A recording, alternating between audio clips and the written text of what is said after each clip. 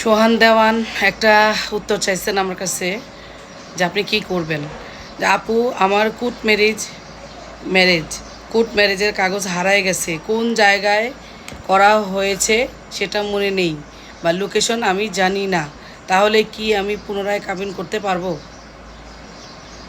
বিয়ের কাগজ আবার হারায় কেমনে? যাই হোক, আপনি কিন্তু স্পষ্ট বলেন নাই যে বিয়েটা আপনি কোথায় করছেন, কাজী অফিসে করছেন নাকি কোর্ট ম্যারেজ করছেন। বিয়ের কাগজ কিন্তু দুইটা হয়, একটা কাজী অফিসের মাধ্যমে আর একটা কোর্ট ম্যারেজ যেটা বলতেছেন সেটা।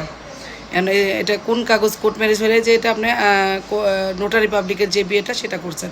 এখন সেটা যদি হারা যায়, বিয়ের তারিখ তো আপনার মনে আছে, কাজী অফিসে করলে কাজী অফিসের কিন্তু ঠিকানা মনে থাকলে আপনি সেই কাজী অফিস থেকে কাগজ তুলতে পারবেন, কারণ একটা কাগজ হারায় গেলেও পুনরায় আবার কাগজ তোলা যায়।